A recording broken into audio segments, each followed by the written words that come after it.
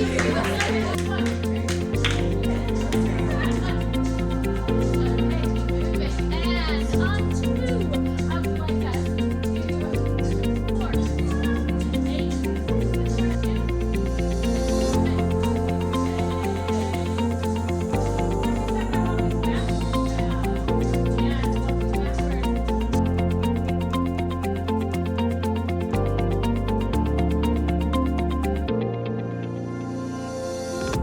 wanted to visualize movement in a responsive way. So for that, we built these wearables.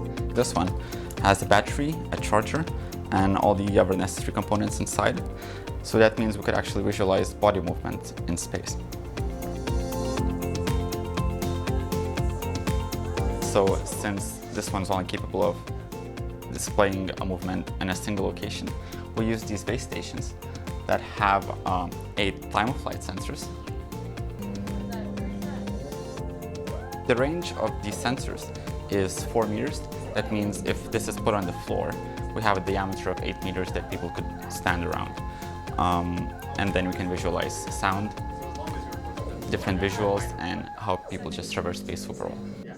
Working with Sue, I think we're going to combine movement and this physical computing tool to create a workshop. And the workshop's going to be based around data visualization, binary, and data representation for Key Stage 3 students. We're going to further develop that workshop with Studio Wayne McGregor and Suzanne from UCL. And then we're going to be delivering that in December to students. We hope the outcomes are an increased ability to understand these Key Stage 3 concepts, to learn and embed what are sometimes very abstract concepts and sometimes things that are very tough to wrap your head around. But hopefully through the movement and through these tools, we're able to kind of create some more ways in.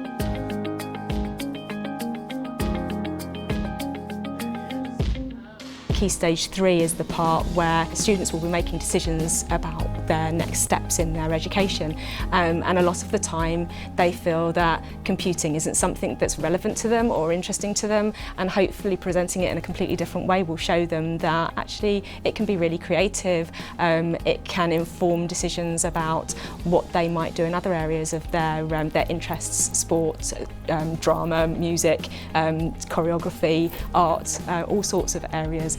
So it connects in really nicely with all sorts of things.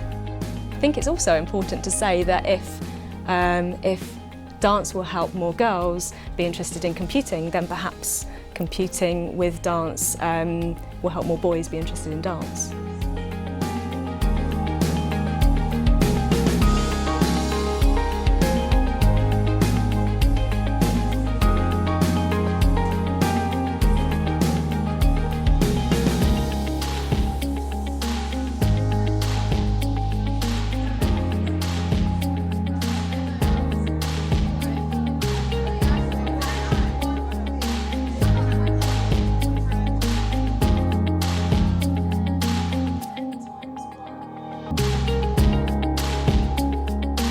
It's very interesting, it's very intellectual, and I like the fact that it crosses over with technology, because it shows people that dance isn't just about the dancing, it also connects into lots of other areas and subject areas.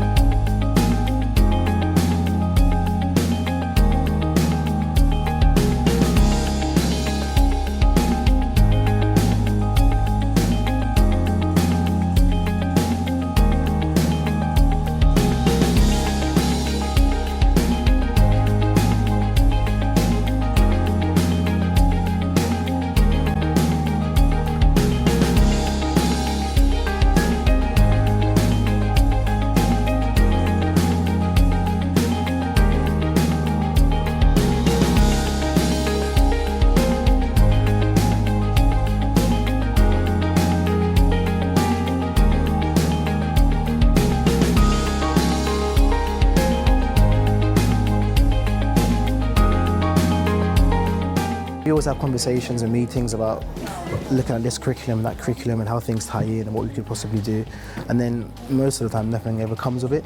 But I think initiatives like this are really good because it almost forces you in a creative and fun way to liaise with people in other departments, and then you kind of visualise and see how well actually comes about. And I think IT can lend itself to a wide range of performing arts subjects and even the humanities subjects, maths. I mean, it's really important. So I think the more initiatives like this, the better, really. I'm not a massive fan of IT, which I found really interesting because I've been dancing for over 10 years, like I love it. And then when I to bring the two together kind of makes me like ICT more because it's with something that I love. So yeah, I think it helped me like enjoy ICT more. When I saw the paper, I was wondering how you could do like coding with dance, but now I understand with all the binary and all the data that you could collect just from dancing and coding. I really enjoyed it, yeah, it was really eventful, yeah.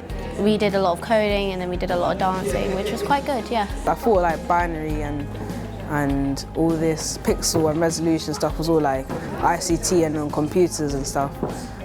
But like to mix motion and like everyday life to technology was like, I didn't know you could do that and it was really fun.